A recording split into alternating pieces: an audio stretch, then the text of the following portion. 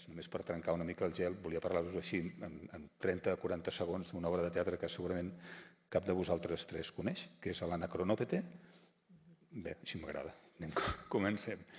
El 1881 és la primera obra de teatre, que era una sarsuela, que no es va arribar a representar mai perquè era massa car portar-la a escena i es va acabar convertint en un llibre.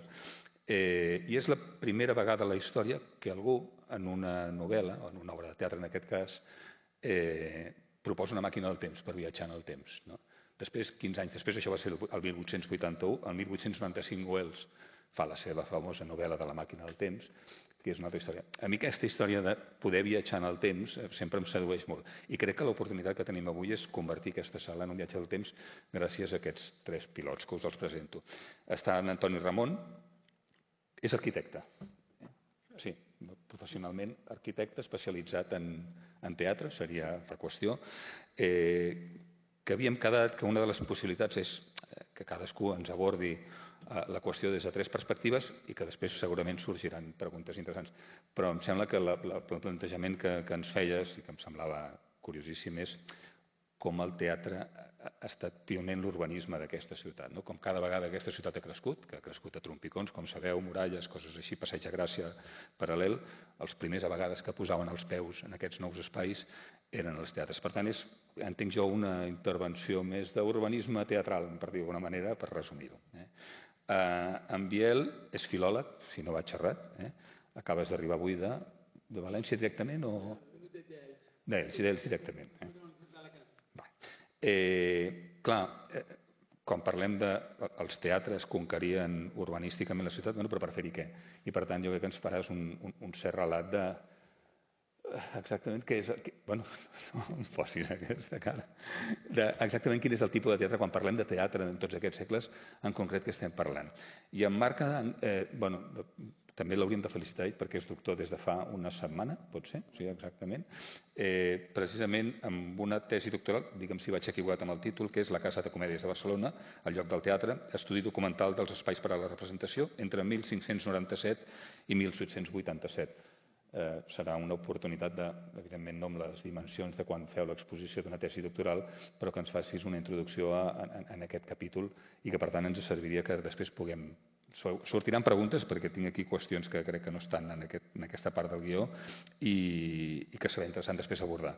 I sisplau, segur que entre tots vosaltres atessoreu anècdotes o teniu preguntes interessants al respecte que estaria bé que les anéssim traient. Si et sembla, comencem, Antoni, explica'ns... Per passar imatges... Estan allà darrere, els hi demanem i... Perdó, ja et poso el teu micròfon en marxa. Sí, començaré dient el que va dir un futbolista. Aquí empezó todo. I podríem dir que aquí va començar tot.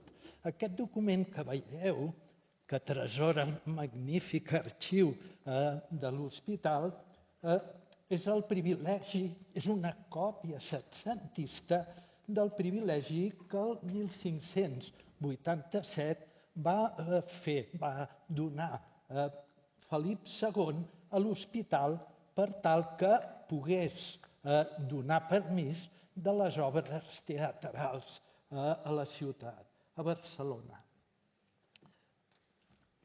El teatre, pròpiament, l'edifici no es va inaugurar fins 1597. Però d'això ens en parlarà, sobretot, el Marc. A mi m'interessava veure on se situa. Potser el Biel ens parlarà del què s'hi feia, el Marc d'on s'hi feia, i jo aquest on s'hi feia el passaré a l'escala urbana i aprofitaré per fer un panorama per la història del lloc del teatre a Barcelona. El teatre se situa al que és la part baixa de la Rambla, que encara no era la Rambla, que era una frontera de la ciutat, entre una ciutat emmurallada i el Raval. La tesi que us defensaré és la tesi sí, que el teatre, com intueix espais amb un potencial cívic, se situa normalment en zones frontereres de la ciutat els descobreix, els fa seu i acaba a vegades expulsant el teatre del lloc que aquest havia conquerit. El teatre, com us deia, tenia el monopoli. És l'únic, aquest puntet vermell que veieu, és l'actual teatre principal. Aleshores era la Casa de les Comèdies o Teatre de la Santa Creu.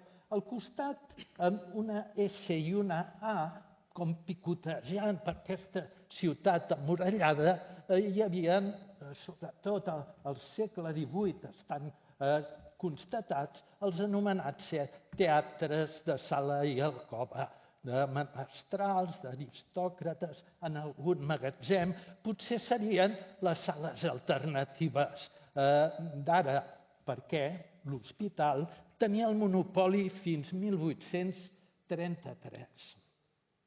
Aquí veieu aquest primer teatre amb aquesta Rambla, que era un lloc de trobada. El teatre és un lloc de trobada durant molt de temps.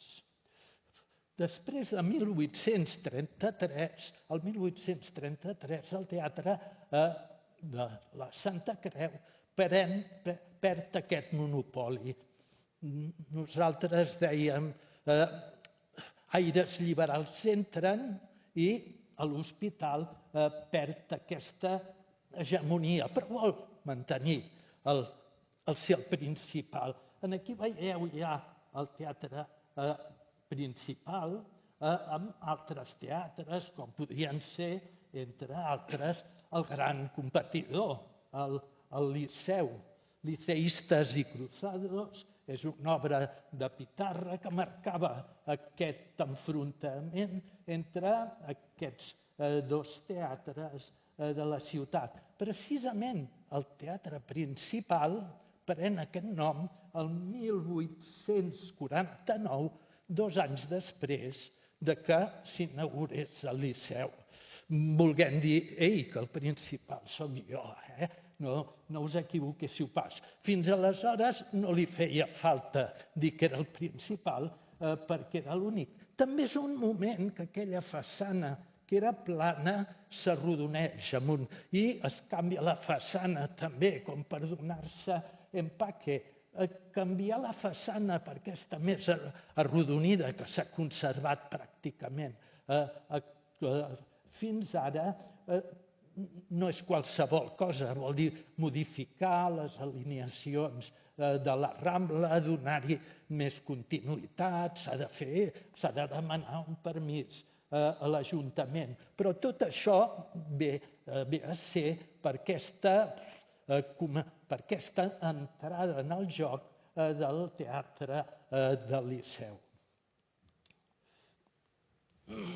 Sí, aquí es veu més bé del que ho veig jo. Aquests són... Hem anat fent des del grup en el que jo podríem dir que coordino, que és l'Observatori d'Espais Escènics, un seguit de mapes del que són llocs teatrals de la ciutat. El primer lloc teatral és la Rambla. Aquí veieu la Rambla amb negre, els teatres que encara estan dempeus. Hi ha el Capitol, que està tancat, però que el teatre encara existeix.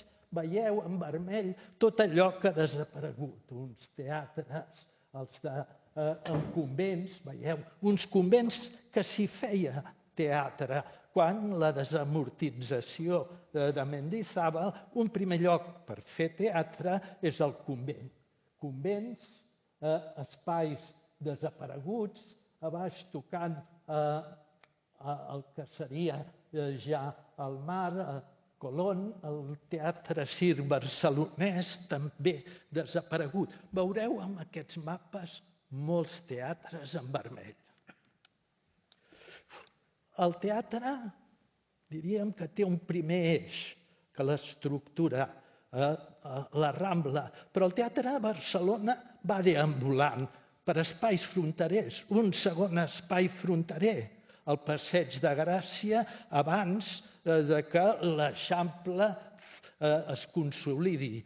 La ciutat encara està emmurallada, s'obren uns jardins, els jardins del Criadero, el Pla Cerdà s'aprova, però el Pla Cerdà es va construint mica en mica. I aquest eix és l'eix vertebrador del lleure barceloní. Una nòria gegantina, vindria a ser el Dragon Khan de l'època. Fixeu-vos a la ciutat, al rerefons, aquest espai buit que és encara l'Eixample i aquest... És curiós, aquest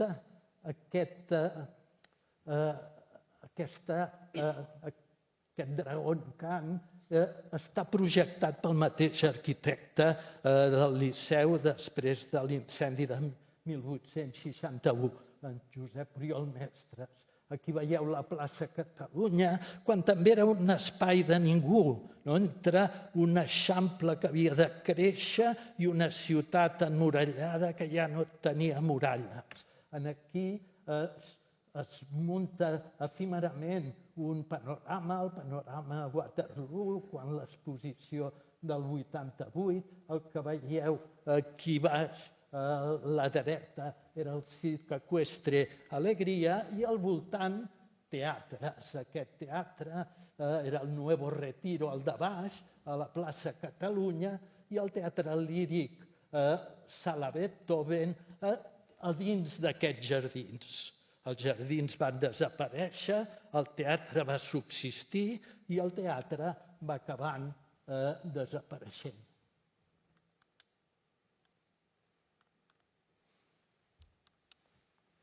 Aquí veieu també la quantitat de vermells a la plaça Catalunya, tot el que ha desaparegut, aquests jardins immensos dels que l'últim, com objecte, l'últim edifici a desaparèixer va ser aquest teatre líric i tots els altres, inclús aquí, encara això ja ho hem canviat.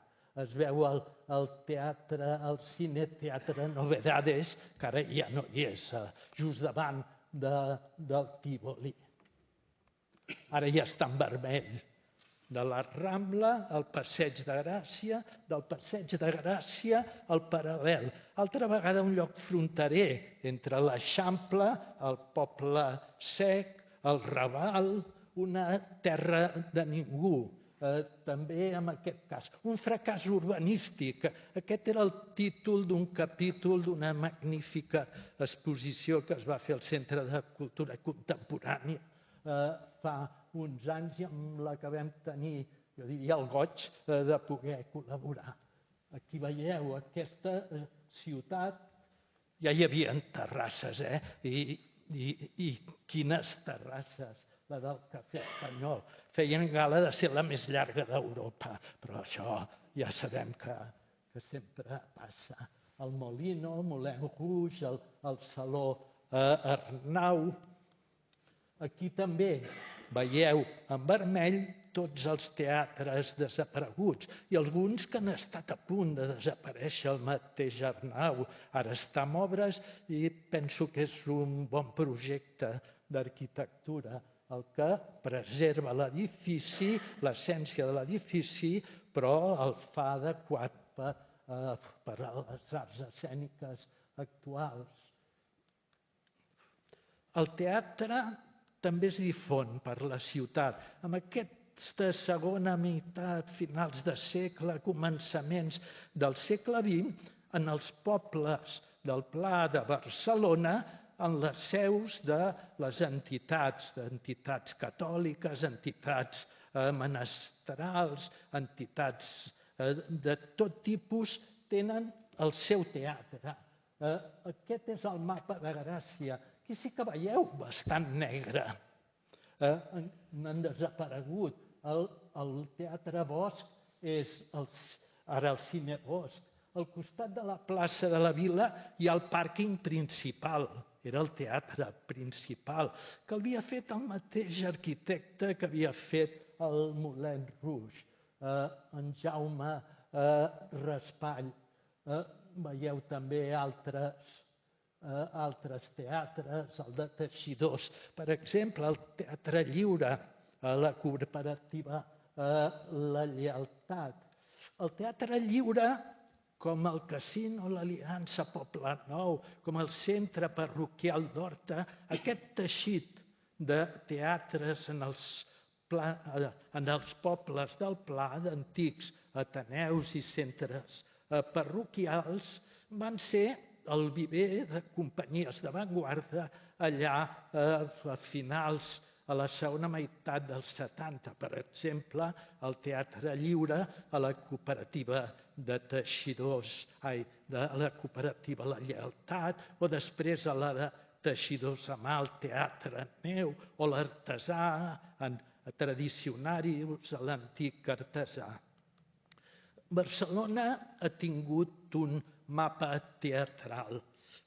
Aquest mapa teatral, passem ja amb aquest ràpid viatge al més actual. El teatre s'ha difós per la ciutat, ha conquerit espais, per exemple, la ciutat del Teatre Montjuïc, a la plaça de les Glòries, al Nacional. No és que jo sigui molt fan del que s'ha fet entre el Nacional i l'Auditori. Són edificis que sembla que es donguin un a l'altre cops de colze i no creen un espai comú com hauria sigut desitjable. Però acabo ja, perquè d'aquests grans teatres podíem passar a espais trobats. M'agrada acabar amb aquesta imatge, potser coneixeu l'espai, és el de la Biblioteca de Catalunya, de la companyia de la Perla 29, aquest és el primer muntatge que van fer el 2006, l'Antígona. Acabo amb aquest perquè potser sí que aquí va començar tot. Perquè abans que el 1597, entre 1587 i 1597, consta per la historiografia que el teatre es feia en el mateix hospital. Potser es va fer en aquest mateix espai i l'Oriol Broix i la companyia, i jo els hi vaig dir, potser us veu sentir cridats allò per una força atàvica que us va portar allà on es va fer teatre al començament. Perfecte, moltes gràcies. Només un peu de pàgina, és que el Teatre Nacional dona l'esquena a Glòries, o sigui que és una de les grans singularitats de l'edifici, és que està posat d'esquenes a la plaça, vull dir que és com una raresa, que és com no hauria d'haver estat, però va ser un episodi estrany aquest. I el Moneo, el Rafael Moneo i el Ricard Bofill, sembla que no s'estimaven massa i cada un... No es van parlar per com planificar la zona, però sempre m'ha cridat molt l'atenció que fent al final Glòries el que és una plaça central que està tenint un cert èxit, els edificis li estan donant l'esquena. Seguim. Tot això, per què? Que n'hauríem de... Buscant les dades una miqueta m'ha cridat molt l'atenció un detall, no? Hi ha l'episodi aquest d'un moment en què el teatre principal es queixa que al Liceu estan representant una obra que se n'en fot una mica del teatre principal amb els decorats, i això va ser el 1848. Però em crida molt l'atenció quan vas a mirar l'obra, que és una obra que es va representar aquella vegada, que va tenir algunes representacions més a Europa, però que ha desaparegut absolutament, no s'ha tornat a pujar mai a un escenari. Llavors, clar, el relat de què és el que hem vist en tots aquests segles i com ens ha construït com a barcelonins, per dir d'alguna manera, és un tema que ens podries aportar. Sisplau. Hola, bona vesprada. Gràcies per convidar-me a participar en aquest acte. Jo, bàsicament, com diria aquell, he vingut a parlar del meu llibre, tot i que no és el meu llibre, és el llibre de Josep Artís i Balaguer. Vull començar per aquí, per explicar algunes quantes coses. Puedo anar jo aquí? Sí. Josep Artís i Balaguer, sembla que els artistes són tots el mateix, però són molt diferents, i aquí heu fet una mena d'arbre genealògic, on hi ha a l'esquerra hi ha Josep Artís i al centre hi ha Avel·lià Artís, són dos germans, i el primer, diguem-ne, és el pare de Sempronio, per entendre's, que això sí que és possible que encara quede memòria, i el del mig, que és Avel·lià Artís, que era dramaturg i era editor, és el pare de Tísner. Per tant, són branques separades. Anem a dir Josep Artís l'any 39 resta a Barcelona, l'Avel·lià Artís i el Tísner s'exilien a Mèxic. Per tant, són dues branques totalment separades que moltes vegades hi ha una certa confusió. Aquí tenim Avel·lià Artís i Balaguer, dramaturg i editor de les Ales Esteses, d'unes quantes revistes de començament de segle XX i d'artista. I aquí tenim el que és Josep Artís i Balaguer i el que és Sempronio, l'Avel·lià Andreu Artís. Per tant, crec que convé recordar totes aquestes coses perquè moltes vegades te llegis papers on es confonen a uns i a uns altres. Per què parla de Josep Artís en aquest acte? Bàsicament perquè Josep Artís deixa inèdit, l'any signa el pròleg del llibre que teniu així davant, el manuscrit que està a l'Arxiu Històric de la ciutat de Barcelona, el 18 de juliol de 1938.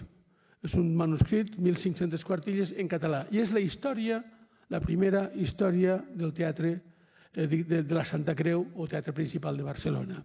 I justament parla del primer edifici, parla a veure si ho veig bé, del segon teatre, de la il·luminació, parla de la situació dels comediants, de l'aparició de l'òpera, és a dir, tota una sèrie de continguts. El que passa és que aquest manuscrit, que és el primer estudi que tant de bo s'hagués publicat en algun moment i hauria fet avançar molts dels estudis sobre el teatre a Barcelona i el teatre en general a la península, perquè Barcelona era una plaça forta en quant als teatres, és un teatre que va quedar inèdit i es va publicar fa un parell d'anys i, per tant, el mèrit és tot del senyor Josep Artís. Per tant, a partir d'aquest estudi, el que anem a parlar és una miqueta de quina és l'evolució del teatre. Hem d'entendre que el teatre, la gent normalment, vaig molt ràpid, després si teniu alguna pregunta ho dieu, algunes coses són molt òbvies, però no sé. Bé, és igual. La gent, en principi, no anava al teatre. Era el teatre el que anava la gent. Què vull dir? Vol dir que els comedians anaven al mercat, anaven a una fonda, anaven allà on es trobava la gent. A partir del naixement del que és l'ofici de comediant, és un ofici que naix com a ofici cap a la dècada de 1540-1550, hi ha algunes variacions, a mitjans segle XVI, és quan comença a haver una sèrie de gent que es dedica professionalment, que vol dir que guanya diners amb això, i la influència de la comèdia de l'arte és molt important, perquè possiblement són els primers que comencen a tancar espais i a cobrar entrada. Hi ha paral·lelament tota una polèmica sobre si el teatre és moralment lícit o moralment il·lícit, si és una condemnació a l'infern o no ho és, hi ha tota una sèrie de controvèrsies, que teniu aquí en este llibre de Cotarello Mori, és la bibliografia de les controvèrsies sobre la licitud del teatre en Espanya, i des del segle XVI comença a replegar tota una sèrie de pastorals, d'escrits, sobretot dels sectors eclesiàstics, en els quals condemnen la representació de les comèdies i, d'alguna manera, també la monarquia es veu obligada a prohibir també les comèdies per diverses situacions. S'utilitzen les pestes, s'utilitzen les malalties, les calamitats públiques, tot com a càstigs divins, etc. I el llibre recull no només bona quantitat de prohibicions eclesiàstiques, sinó també la regulació de com s'han de fer les comèdies. Una regulació que comença en 1603. Això no vol dir que no hi hagi prohibicions anteriors. Vull dir, l'he posat aquí perquè és un llibre fonamental per entendre i que després apareixen moltes altres prohibicions que són inèdites o que Cotarello no arreplega. Què vull dir amb això? A veure si ho veig bé així. És per això, d'alguna manera, que es crea un monopoli. Se li atorga el monopoli als hospitals de cada ciutat, que tenen el monopoli de les representacions. No és que han de fer ells la representació, sinó que han de cobrar per qualsevol companyia que passa per la ciutat. Han de cobrar un cànon per qualsevol trup de saltimbanquis, qualsevol trup de gent que passa per la ciutat i ha de pagar un impost en favor de l'hospital. Això es fa. A partir de 1603, perdoneu,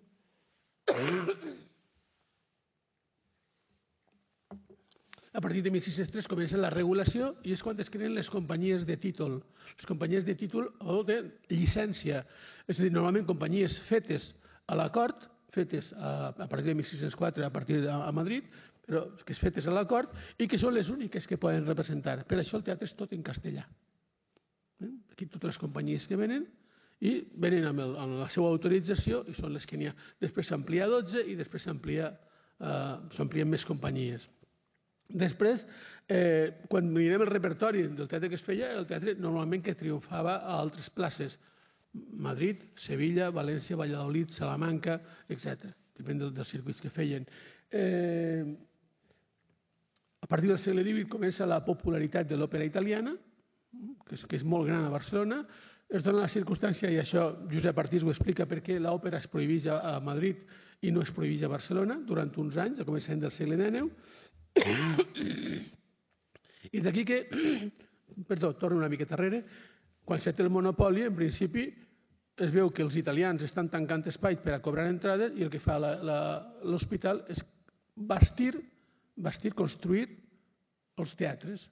A València s'havia fet amb el teatre de l'Olivera i es va fent de cada ciutat es va fent un teatre en el qual primer l'explota l'hospital i després el que fa és llogar-lo per 5 anys. 3 anys busquen un empresari, que és qui organitza i crea la cartellera, contracta a la companyia d'actors, i 3 anys obligatoris i 2 voluntaris. I així és quan, d'alguna manera, aquests espais només pot haver-ne un en cada ciutat. Fins que, com ha dit, que ens ha recordat Antoni, es trenca el monopoli. Aquest monopoli es trenca en novembre del 34. Una volta... Bueno, realment... Perdó, novembre del 33. Una volta mort Ferran VII, l'aliança de Maria Cristina amb els liberals genera que se trenca el monopoli i es pugui crear la llibertat d'indústria. Això té un precedent. El precedent és que en el trienni liberal, 1820-1823, els liberals també generen... Que això ve de la Constitució de Cadis, en 1812, quan es trenca el monopoli. Però en 1812 això no s'executa, però en 1820 sí. I és quan es crea un primer teatre oficial a Barcelona, que és el teatre de la plaça dels Gegants, darrere de l'Ajuntament, al costat de l'Ajuntament actual, al costat de la plaça de Sant Jaume, que Antònia Morales, una actriu, crea aquell teatre. I és quan el teatre de Santa Creu comença a dir-se principal, perquè n'hi ha un altre teatre. I és quan el principal maniobra i fa tot el possible per carregar-se aquell teatre i se'l carrega, el tant que dura un any pràcticament. Però diguem-ne que això seria algunes qüestions que n'hi ha. Sí, que no ho veig bé. Si n'hi ha alguna peça breu en català és perquè es fan els entreactes, com a concessió al públic local. Tot el rato el repertori, comèdies, tragicomèdies, Calderón, Vedres de Guevara, Lope de Vega, tutti quanti, són totes obres en castellà i, de quan en quan, en un entreacte, una peça en català. Vaig ràpid. El teatre de la Santa Creu era un teatre important. En aquest fulletó d'edificis notables de Barcelona ja apareix, diguem-ne, assenyalat, aquí teniu en blau, com a un edifici important de la ciutat. Vaig ràpid. Aquestes són les imatges romàntiques que coneixem habitualment del Pla de les Comèdies, i és que el Pla de les Comèdies era un nucli importantíssim, tal com ens ha remarcat Antoni Ramon. Era important, sempre apareix el que és a l'esquerra teniu la Font del Vell, que és una font que hi havia enfront del Teatre de la Santa Creu. Fixeu-vos en la part superior, això ens ho explicarà més el Marc, la part superior del teatre, en aquestes dues fotografies, com canvia l'arquitectura. El control que es portava dels beneficis de les entrades, la recaptació de les entrades i les despeses, i al final aquí, per exemple, hi havia una diferència d'una peseta. La escenografia és molt important. La escenografia és molt important perquè, per exemple, com explica José Aviñó quan parla de l'òpera i parla d'altres qüestions de la Silèneu, l'escenografia era una finestra oberta al món. La gent veia unes escenografies i, diguem-ne, disculpeu l'expressió col·loquial, al·lucinava. No tenien mòbil, no tenien tele, no tenien allò era els vestits, la il·luminació, totes les figures que apareixien, era una qüestió. Així, per exemple, és una caricatura de quan el teatre de Santa Creu està intentant ser venut a l'Ajuntament, quan l'Ajuntament intenta comprar el teatre. Aquests intents, diversos intents de voler comprar el teatre, municipalitzar-lo, l'hospital ja no li és rentable, ha aparegut el Liceu, han aparegut altres teatres, el seu amic ja no vol i vol vendre-lo. És una caricatura, però clar, això té unes conseqüències. Quan estan a punt de comprar-lo, passa això. Hi ha l'incendi. Una casualitat. Estan a punt de fer l'operació i es crema. Òbviament se frustra l'operació. Però bé, aquestes qüestions a banda, així tenim la venda, l'escriptura de la venda, que això es conserva així en l'arxiu. I així tenim, amb això, diguem-ne, el pla de les comèdies, el pla que hi ha davant del Teatre de la Santa Creu, com un espai importantíssim de la ciutat. Tota l'activitat girava al voltant d'aquest pla, tota l'activitat social. La milícia desfilant, tenia unes celebracions de visites reials, unes celebracions també davant del teatre. Perdó, és una altra celebració, però també, per exemple, és un gravat de l'any 45 que reflecteix, diguem-ne, l'assassinat del general Basa en el 35. En el 35, en 1835, el que fan, després recordeu que estem en plena guerra carlina, després d'una sèrie d'aldarulls que hi ha a la Barceloneta, la gentada puja per la Rambla i va cremant convents, fins a cremar, al final, la fàbrica, la indústria aquella de la catalana, o no recordo ara com, o la canadiana, no me'n recordo ara com es deia aquella fàbrica que està més amunt. Però, clar, aquests espais dels convents cremats, com s'ha comentat Antoni, esdevindran espais després teatrals, seran utilitzats per la milícia i per aficionats per a fer teatre. Aquí teniu també uns altres aldarulls, si no m'equivoco, de l'any 42, però, clar, apareix també la competència, que és el Liceu. El que ha comentat Carles respecte a la competència entre liceistes i cruzades i tot això és perquè el Liceu, quan està començant a construir abans de començar a construir el Liceu, vol comprar el Principal. Intenta en diverses ocasions comprar el Principal i no haver de construir un teatre nou. Se frustra l'operació, comença a créixer, a construir-se el Liceu i ja l'enfrontament és brutal entre les dos. I aquí, per exemple, és una fotografia que a mi m'agrada molt, que és quan la Font del Vell se substitueix per l'escultura, el monument, l'estàtua de Frederic Soler, que està davant d'això. I mireu que la gentada és impressionant, que dona idea de la popularitat del teatre. És quan s'inaugura, que està justament enfront del teatre, al costat del carrer de Culleretes, no recordo ara com es diu el carrer que n'hi ha enfront. Però bé, això, i després, això és un altre espai que era el Cafè de les Delícies, que estava en els baixos del teatre principal. Clar, aquí tenim també l'evolució de la població. Podem parlar de moltes qüestions, de població de la ciutat. Clar, això demana més espais d'oci. O els balls de màscares que es feien per a la societat, feines de tipus de balls que també es feia al Liceu, clar. Bé, podem parlar d'altres qüestions i bé, crec que això, si teniu dubtes, després podem parlar de moltes coses, però, no sé, d'una manera de breu presentació. Gràcies. Marc, sisplau. Posa la lupa i centra'ns en el teu treball. Moltes gràcies, Antoni, moltes gràcies, Biel. Bé, l'Antoni ens ha parlat de la ciutat i dels teatres i de la sort o mala sort que tenen alguns en concret, i en Biel ens ha parlat del teatre en majúscula, que significa el teatre per a les persones. Jo us vindré a parlar de l'altra accepció del teatre, que diem teatre, l'espectacle, però també l'edifici del teatre i la història d'aquest edifici. I com comença la història de l'edifici? Comença, com totes les bones històries, amb un conflicte. És que el 1830 els administradors de l'Hospital de la Santa Creu, que eren els administradors també del teatre, reben el que suposo que seria un burofax de l'època, de la comtessa de Peralada, que diu que té en la seva possessió un document que demostra que allà on està construït el teatre és de la seva propietat. Un document que té 310 anys. I diu que part de la parcel·la és seu i llavors que han de trobar una solució. O bé li venen aquesta part, és part del Teatre del Sol, és a dir, un quart, o fan comptes de tots els beneficis que ha obtingut l'hospital en els últims 300 anys i que li paguin la part proporcional. Per descomptat, els administradors alhora diuen que tenim un problema i van a buscar a la persona experta, més experta en el moment, que és el seu arxiver.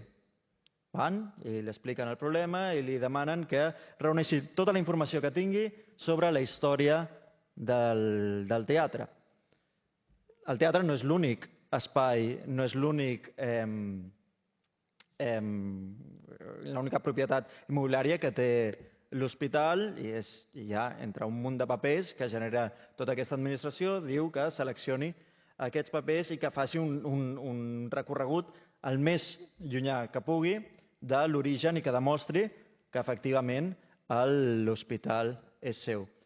I ho aconsegueix.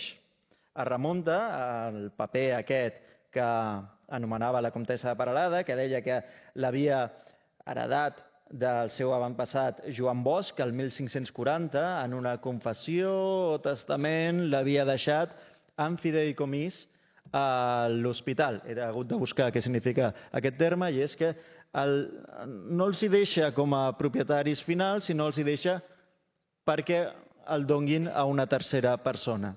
Bé, troben aquest document i una pila d'altres que demostra que no és així, que Joan Bosch havia entregat per sempre la propietat de part d'aquella parcel·la a l'Hospital de la Santa Creu perquè l'administrés. Al voltant de 40 anys després, en aquella parcel·la, una parcel·la que es troba davant del carrer no de les Culleres, sinó dels Escudellers, exacte, quasi, fora de les muralles, es comencen les obres per construir el primer teatre de la ciutat, aprofitant el monopoli, com dèiem aquí, que tenien des de feia potser 30 anys i ratificat 20 anys abans de la construcció. Per construir un teatre, fins al 1597, havien aconseguit reunir diners, però també necessitarien materials. I la documentació demostra que a part d'aquests materials, limitem-nos a pedra i fusta, venien del voltant, no eren gairebé de quilòmetre zero. Podem demostrar que la pedra que s'utilitzava, pedra picada que s'utilitzava per fer el teatre, venia de la cantera de Montjuïc, per tant, força al costat. I que la fusta venia del Pirineu aragonès i es transportava pel riu, formant barques on es pujaven els serradors fins a Tortosa, que la portava fins a Barcelona.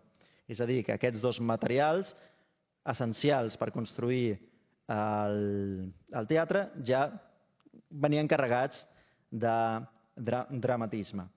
Com he dit, l'arxiver va haver de plegar tots aquests papers i els va unificar en una espècie d'anals de la història del teatre que entre uns altres 900 documents han estat recentment, dic recentment en comparació dels 400 anys que té història del teatre, recentment digitalitzats. I on estan aquests documents? Si us fixeu aquí a la pantalla, veureu que l'arxiu històric de l'Hospital de la Santa Creu mostra, entre molts altres, documents de naturalesa administrativa, compra de materials, evidentment la denúncia de la comtessa de Peralada, la resposta a la denúncia, els comptes que estudiem per seguir quines són les companyies que arriben. I entre tots aquests documents m'agradaria que veiéssiu, perquè us imagineu una mica com es construeix la història d'aquest teatre o com un historiador pot navegar. Aquí tenim un document que parla sobre la compra de la pedra de picar, aquesta mateixa pedra de picar que venia de Montjuïc. I qualsevol persona pot obrir aquest HTML i a mesura que el va fullejant es trobarà una sorpresa. I és que, trobem aquí, què és això? Sembla un dibuix, aquí n'hi ha un altre. Aquest és el text que qualsevol historiador que es presti hauria de llegir. I aquí l'altra part del dibuix. Llavors, si unim aquestes dues coses, aquesta meitat i l'altra meitat, veurem per primera vegada com se'ns apareix, quasi com si fos una escenografia d'aquestes per al·lucinar, un alçat de la Casa de Comèdies de Barcelona. El primer i durant centenars d'anys l'únic teatre de la ciutat. Característica importantíssima per nosaltres els historiadors del teatre és que té teulada. A diferència dels corrals de comèdia, això no és un corral, això és pròpiament una casa. Era el primer teatre cobert de la península? No ho sé, però era un dels primers. A més, es construeix des del principi fet de pedra, és a dir, un edifici ben digne i un edifici que tothom sàpiga a què es dedica. Únicament a l'explotació del monopoli de les arts escèniques. Les arts escèniques de l'època no incloïen només comèdies o més tard les òperes. Per aquí també passaven funambulistes, francesos, també hi havia espectacles de doma d'animals salvatges, algun altre espectacle d'esgrima, és a dir, una varietat, realment un teatre de varietats, però es feia allà, en aquest teatre. Aquest teatre va formar part del perfil de la ciutat i no va passar desapercebut. Tampoc va passar, com qualsevol edifici, tan antic com aquest, les va passar de tots colors. Més d'una vegada va estar a punt de perdre's.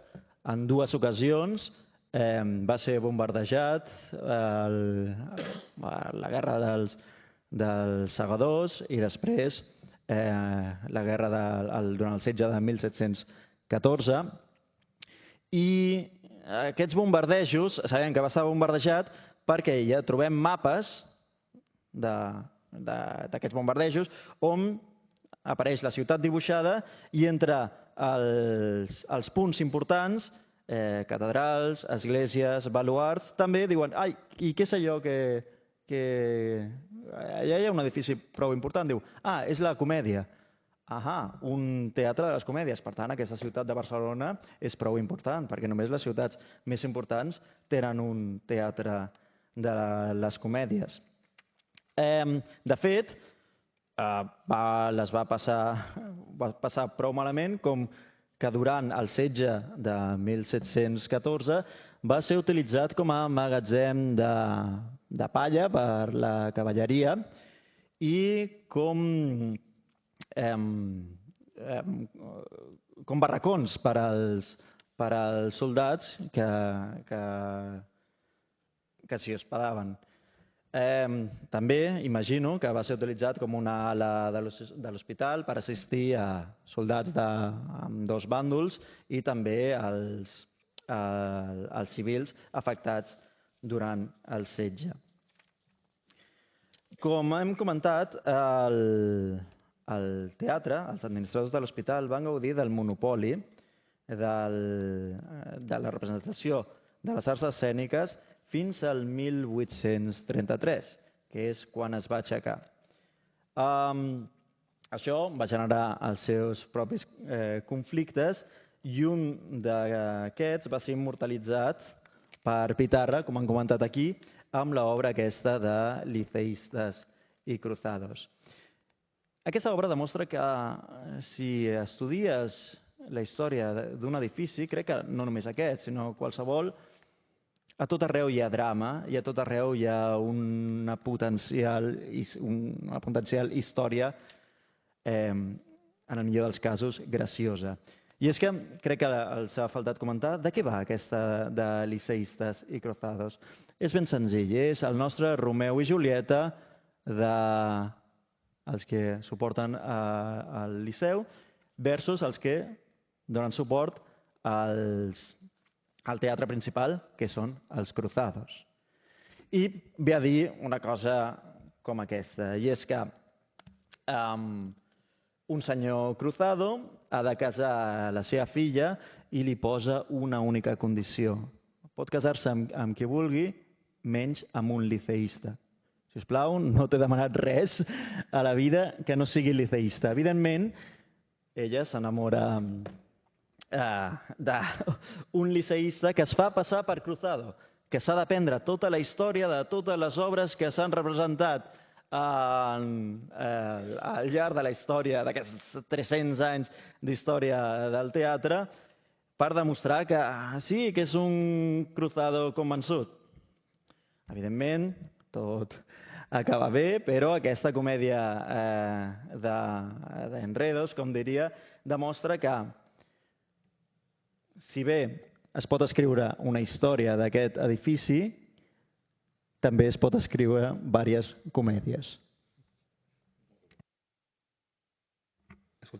Perdeu, escoltant-vos m'han sortit així moltes qüestions, però que no preferiria també que sisplau, que el públic pugui intervenir. Amb una primera que m'ha vingut ara al cap, fins a quin punt va ser important econòmicament per l'Hospital de la Santa Creu i Sant Pau? És a dir, aquests 625 anys que estem celebrant haurien estat possibles sense... Sé que és una pregunta difícil, però haurien estat possibles celebrar 625 anys d'història de l'hospital sense l'aportació econòmica que va suposar en el seu moment? Va, vinga, algú que s'atreveixi. Hi ha una cosa que repetir moltes vegades, és que quan es crea el monopoli, d'alguna manera, abans de crear-se el monopoli, els malalts pobres quedaven desahuciats. Els que tenien recursos cridaven al metge i el metge venia a casa, però si no tenia recursos quedaven desahuciats. Per tant, els malalts i els malalts, folls, expòsits, una sèrie de coses quedaven a la intempèrie i eren recollits en la beneficència. Clar, això era un problema greu per a la ciutat. Llavors, d'aquí que quan se crea el monopoli, se li dona el monopoli a l'hospital, se crea un peatge, una almoina que els comedians han de pagar un cànon a l'hospital per mantindre justament cirurgians, malalts, instal·lacions, etc. El teatre és bastant inestable perquè si hi havia hagut uns aiguats, hi havia un perill de guerra, hi havia qualsevol creença, se tancava. Se prohibien les comèdies o quan els bisbes feien algunes pregàries perquè no plovia, per la sequera, pel que siga, se tancaven les comèdies. El que més mal ho passaven eren els comedians, perquè no treballaven, no cobraven, passaven gana. Per tant, l'hospital més o menys anava funcionant. Hi havia èpoques que li anava millor, sobretot amb l'òpera, que guanyava molts diners, i altres èpoques que eren més difícils.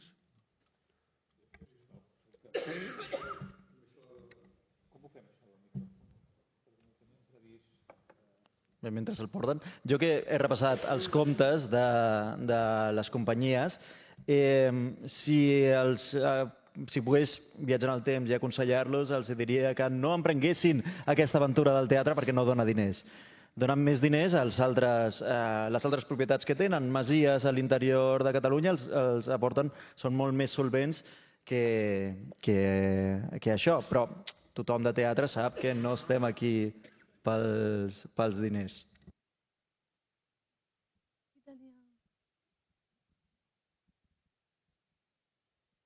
De fet, l'hospital es va mantenir, com es diu molt bé, però principalment d'una cosa que el rei Martí va inventar, que tota la gent que entrava a l'hospital i que no tenia testament, tot passava a l'hospital. Després, una altra cosa que van fer era que la qüestió de les finques era important i es van fer una espècie d'aliança amb els notaris. I en els notaris, quan anaves a fer testament, et preguntaven: i què deixes per l'hospital? No s'escapava ningú. I l'altra cosa és el de les comèdies, que va anar justet tot, com ho dius molt bé. Però sí que van ser molt hàbils, perquè tenien gent que estava molt al seu costat i gent rica. I això els va ser molt interessant. Jo, quan heu parlat d'això, ara parlo amb una anècdota que ve arran del que deies d'aquests permisos que li va donar el rei Felip V perquè sortissin bé els contes. Va ser realment el que va donar el pas, va ser el Carles III, perquè el Felip V era una mica especial, era un senyor que tenia coses que... Bé, llavors aquest privilegi sí que va ser bastant eficaç als primers moments i que va engrescar molt el teatre. I va tenir un primer problema molt greu, i era que els del Consell de Cent van dir que no podia ser que una cosa que fos de l'Església doncs fes comèdia i aquestes coses. Llavors va parar-ho tot i després ja van haver d'apel·lar al papa perquè els donés permís per tirar endavant que poguessin fer teatre. I això va donar un impuls molt fort econòmic. Va ser una primera etapa molt potent. I una altra etapa potent va ser quan van dedicar-se a fer sarsuela. La sarsuela també hi va intervenir Felip V. Felip V era molt amic d'en Farinelli, d'un cantant que era, Castrati, sí, contra no sé què. I aquest Farinelli, doncs, estaven molt enamorats els dos, i el Farinelli, doncs, animava a Felip V i se l'van portar a Madrid. I llavors va ser quan a Madrid va enganxar l'òpera gràcies a aquest senyor. Carles III va agafar en Farinelli i el van enviar cap a Madrid, a Itàlia, altra vegada. Bé. Sí, una cosa que deies de les donacions i els testaments, hi ha un escrit de Maragall que es titula Una gràcia per caritat, que ve a dir: fins ara heu donat el testament a l'hospital i l'hospital cura el cos. L'hauríeu de donar al temple expiatori de la Sagrada Família, que cura l'ànima. I ve a dir, s'ha de canviar en lloc de l'hospital a la Sagrada Família. Així estem. Al fil del que comentava, has parlat d'aquest moment en què l'òpera ja havia arrelat aquí, i en canvi a Madrid no. No he acabat d'entendre que estava prohibida a Madrid o estava poc recomanada. No, el que passa és que, anem a veure, a veure si comencem en la gola, estic fatal. No, el que volia dir en relació al que acaba de comentar vostè és que totes les companyies es feien a la cort, a Madrid, i tots els actors tenien obligació d'anar a Madrid. I si no anaven, no podien treballar. Per tant, si et cridaven d'una companyia de títol, havies d'anar-hi. Després, no, el que he dit és que hi ha una època, més o menys cap al començament del segle XIX, en el qual se prohibeixen les òperes. Hi ha tot un període d'incertesa. Hi ha una sèrie de normatives, 1800, 1801, 1803, en el qual els comediants, anem a dir, la comèdia espanyola es queixa perquè no poden treballar. La gent s'ha fet a la moda d'anar a l'òpera i si n'hi ha comèdia no van quan hi ha òpera, perquè n'hi ha vestits, n'hi ha decoracions, n'hi ha il·luminació, n'hi ha de tot. I llavors hi ha un cert... No poden treballar i passen gana, no tenen possibilitat de guanyar-se la vida. Es queixen, el rei es queixen contínuament i es prohibeixen les òperes.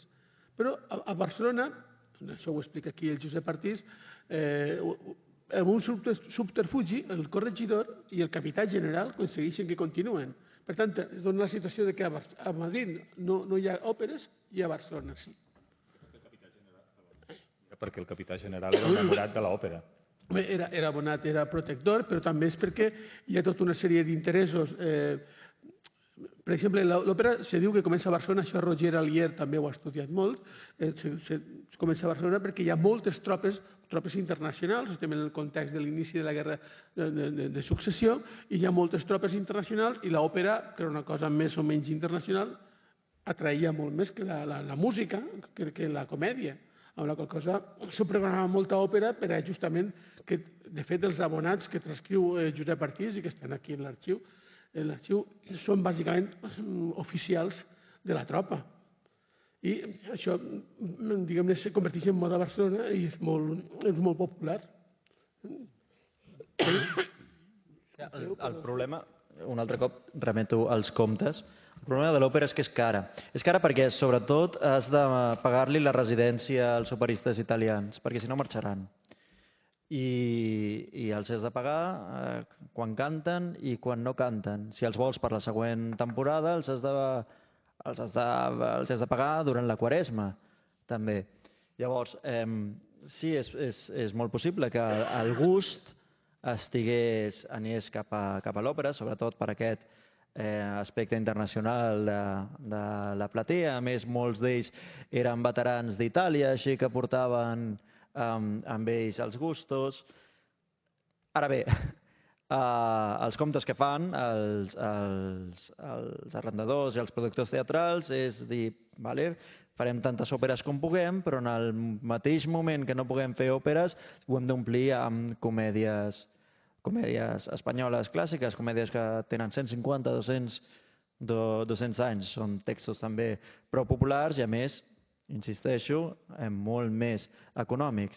I si feies un decorat per l'òpera, podies aprofitar-lo per a una obra clàssica del segle d'or espanyol.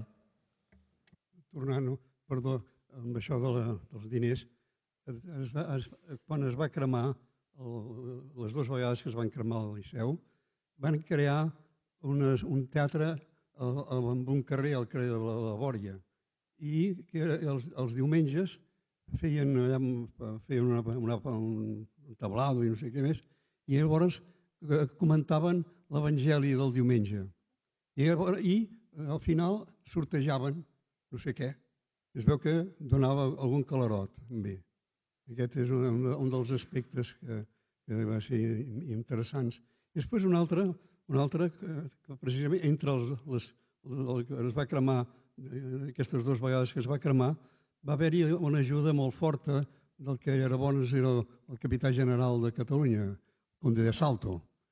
I que tenia un carrer, els més vells encara ens en recordem. I aquest senyor va habilitar un magatzem gros que hi havia allà i va fer teatre. Ja hi va treballar-hi allà i es veu que va donar bona continuïtat i va donar algun calarot també. Sí, ahir el que no sé si hem comentat arran d'això és que el teatre, la primera vegada que es va cremar fou en 1787 i en aquest moment és quan cap a Santa Madrona es crea aquest magatzem i continuen fent comèdies també. I es reconstrueix en un any, es reconstrueix el teatre en un any.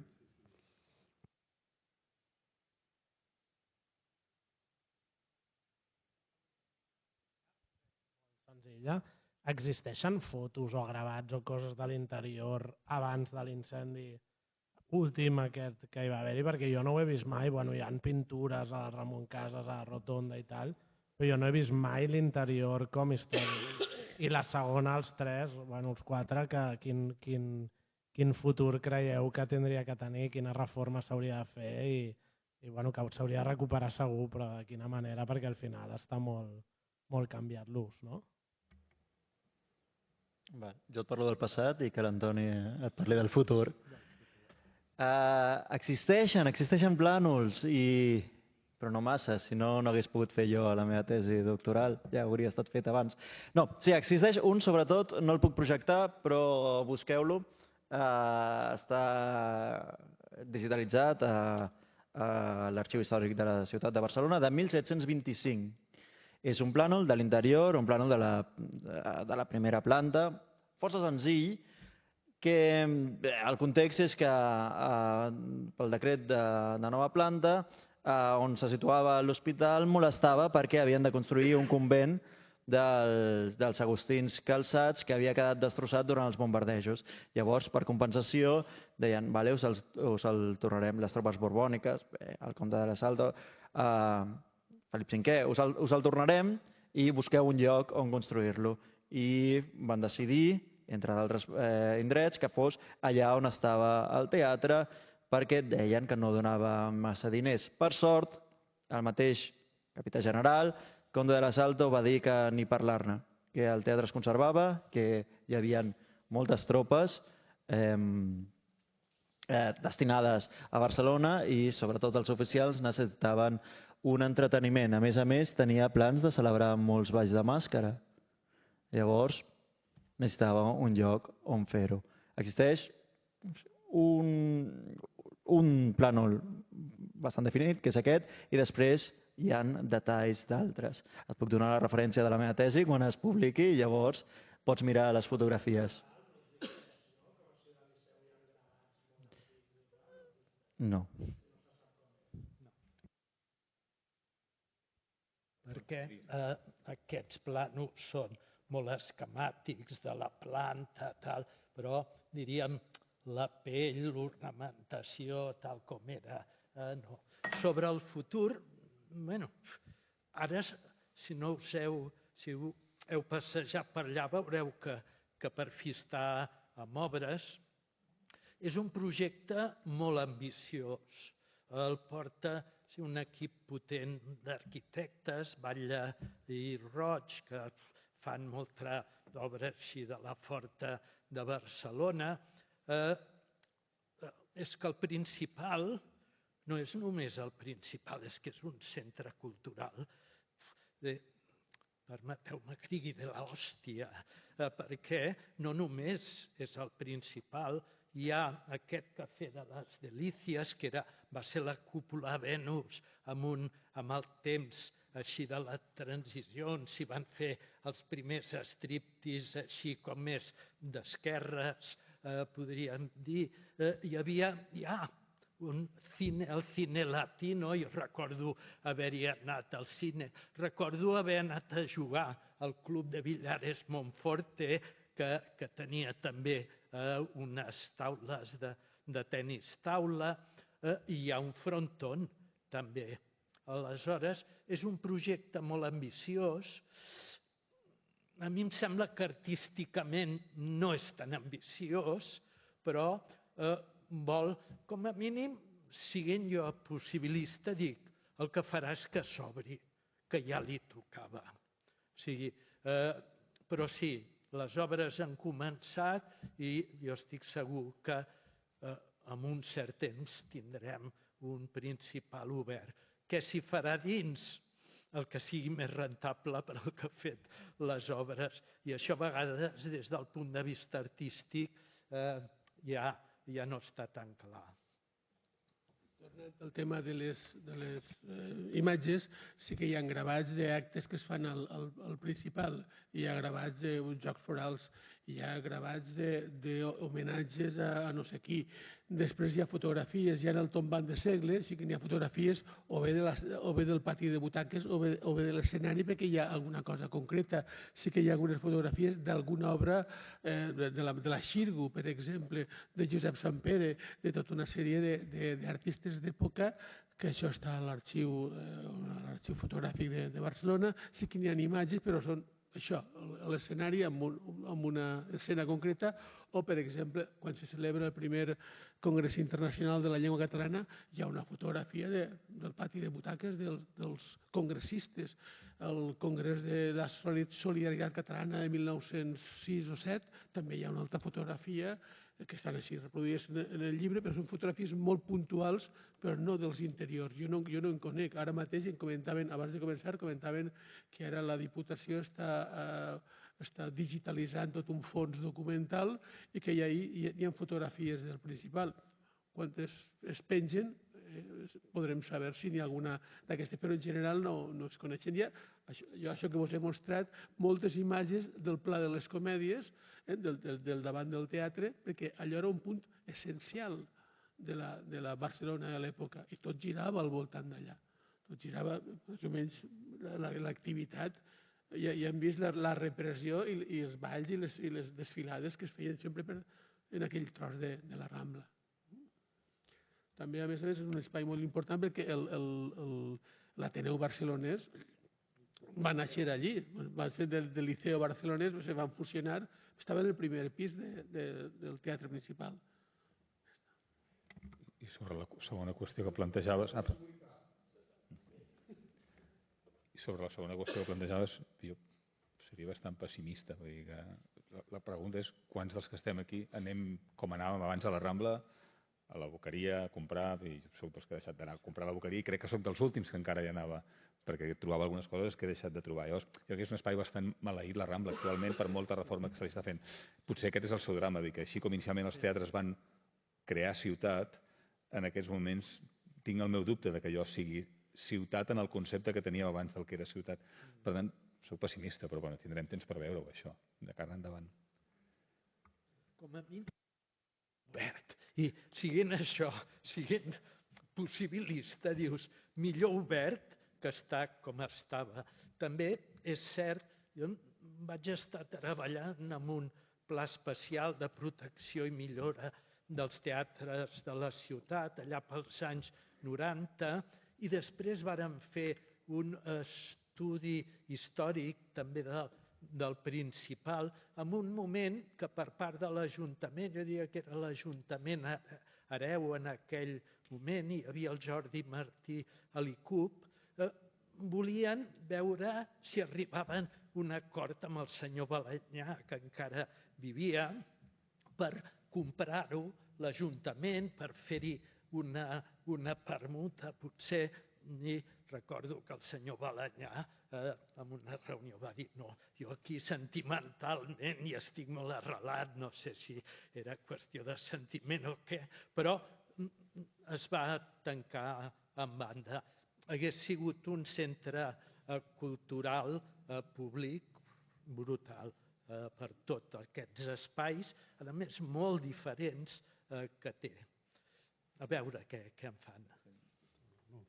Una anècdota històrica és que les senyores no tenien dret a anar al teatre fins a haver-hi un moment que van trobar la solució. Elles vagin al pis de dalt i els homes a baix. I els van fer una porta especial per a les dones i a l'hora d'acabar la funció les dones tenien de sortir primer. Després ja sortien els homes tranquil·lament. Aquí ve la paraula el galliner. Bé, és una historieta. Sí, és totalment cert que les regulacions a partir del segle XVII ja determinen que les dones han d'entrar per una porta i els homes per una altra. Però de manera jo volia aprofitar per fer un prec, per si hi ha algunes persones interessades, coneixedores, vull dir, un poc més avall del que és el Principal hi havia el que és on està el Centre d'Arts, a veure si ho dic bé, Santa Mònica, que estava a Santa Madrona, i estava una parròquia que és de Sant Josep, si no m'equivoco, Sant Josep, alguna cosa que no recordo ara, els comedians, per allò deies tu de la condició dels comedians, no podien ser soterrats en sagrat. Havien de ser soterrats fora dels cementiris. I va ser una llarga lluita dels comedians i a mitjans del segle XVII van ser es va crear la confraria de la Nostra Senyora de la Novena, que és una confraria que es va crear a Madrid, i després es va estendre.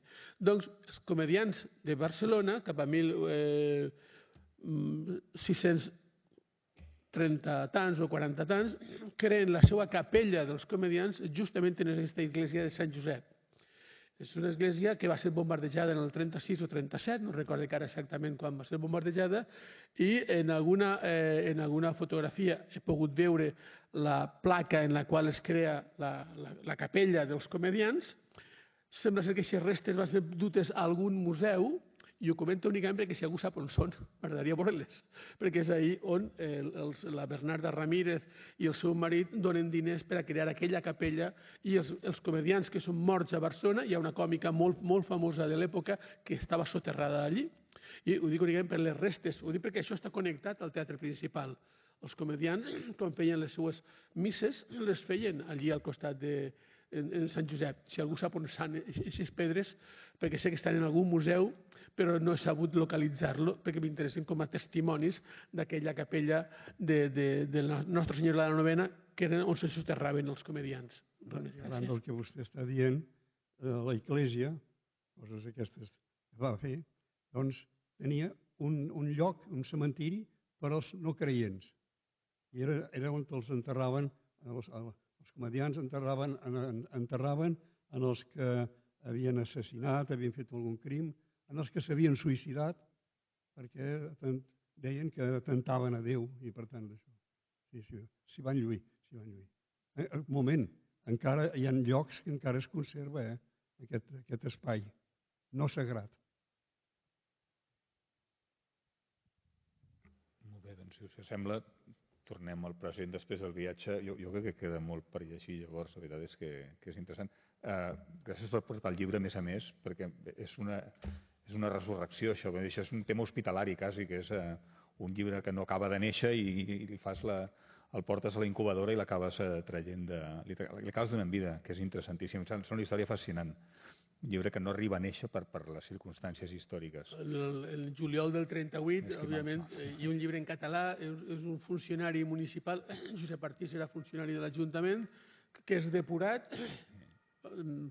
per els testimonis que aconsegueix. No l'expulsen de l'Ajuntament, però sí que no el deixen prosperar i pràcticament el jubilen poc després. Però encara més un original en català, publicar-lo després de la guerra, en plena dictadura, això era impossible. Però quan ensenyaves l'índex, a més pensava, vosaltres no és que tingueu facilitats a l'hora de fer història, perquè és veritat que els arxius no estan tots digitalitzats. Jo crec que podem aplaudir el de Sant Pau, perquè és un dels que estan molt ben treballats, però que les circumstàncies en les que ell hauria de buscar la documentació eren bastant més complexes. Vull dir que era una feina molt més, entenc jo, a lo García Espuche, allò d'anar al col·legi de notaris i anar passant pàgines com un ximple i veure milions de registres. Anar a les fonts. Sí, exacte. I és curiós en el cas de Josep Artís perquè després de la Guerra Civil, que ell era molt liceísta, però molt liceísta, perdó, era molt cruzado, la terminologia, el teatre principal, en la postguerra sap que han guanyat uns altres i es fa molt liceísta. I de fet fa el centenari de la història del Liceu la fa ell, li l'encarreguen a ell.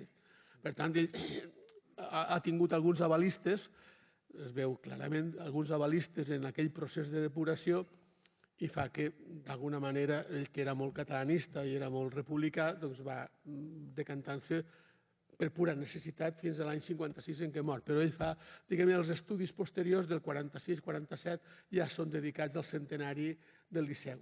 S'oblida totalment del principal. Perfecte, doncs escolteu, moltes gràcies per venir. Us veig, estem molt enlluernats per les llums.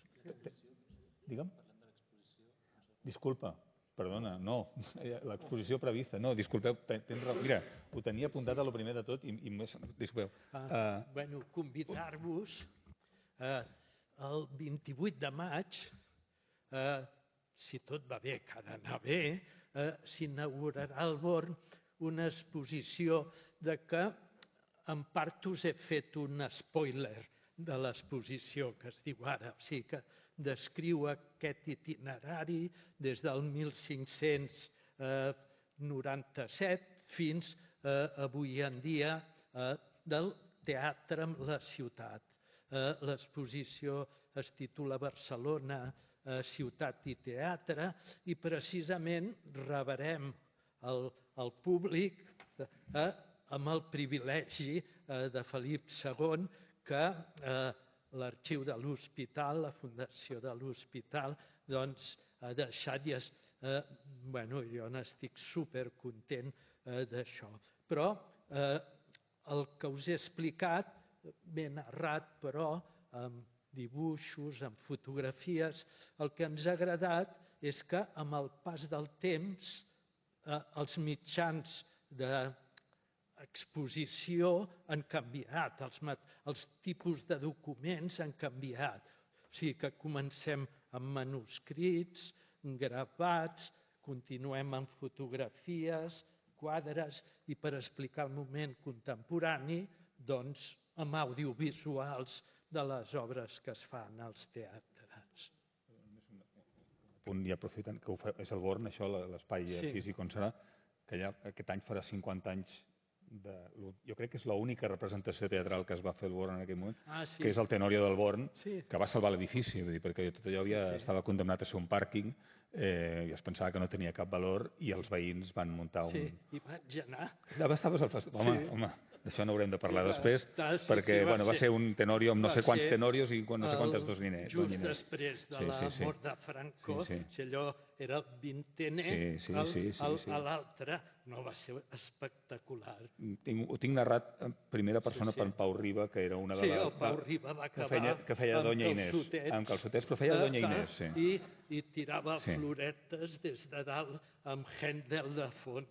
I li va passar una cosa, que quan anava així vestit de dona, inicialment, per feia Doña Inés, que mor, i la pujaven amb una gàbia cap a dalt, va aparèixer per allà a l'Ocaña, perquè es veu que ja era un caos absolut de la gent circulant per tot arreu, i l'Ocaña el veu, i el veu vestit de dona. Hombre, Pau! Però què és així? I em sembla que s'han fet dues representacions. En una de les dues representacions l'Ocaña se li va pujar dins de la gàbia i van pujar tots dos. Va ser una cosa... Són 50 anys també, vull dir que és un altre motiu d'aniversari. Doncs queda recomanada l'exposició. I surt a l'exposició. I surt, perfecte. Doncs això és un gran moment. Si vols afegir un detall... No, només volia dir un detall, però és que és una espineta o una estaca que tinc clavada, i és el fet que aquest llibre va estar 2 anys, que és un llibre de Josep Artís, no meu, sinó de Josep Artís, va estar 2 anys en 2 editorials de Barcelona que no el van voler publicar. I és més que res perquè és una cosa que jo considerava que era un llibre del teatre de la ciutat i sobre la ciutat, devia ser publicat a Barcelona i no el van voler publicar. I llavors, clar, em vaig quedar molt sorprès perquè jo el que havia fet era transcriure el manuscrit i ja està. I finalment la meva universitat va acceptar publicar un llibre sobre un teatre de Barcelona. Jo dic únicament cosa que sempre m'ha estranyat i no he entès mai perquè no... Era el primer estudi que, clar, es feia una metodologia dels anys 30, però no es va publicar. Disculpeu aquest últim exordi, però és que era una espineta que tinc ahí clavada, perquè vaig estar esperant 2 anys a publicar el llibre i me diuen, tots eren llargues, fins que finalment m'han dit no, s'ha acabat. Res més. És una tradició a la ciutat. Crec que Nazario, el seu Nazario, el Safari Plaza Real, em sembla que es va publicar a Madrid també, perquè no li volien publicar a Barcelona. O sigui, és una tradició que tenim en aquesta ciutat. Escolteu, moltes gràcies a tots per haver vingut i jo sortiré d'aquí amb molt més coneixement del que he entrat, o sigui que moltíssimes gràcies a tots tres. Gràcies a vosaltres.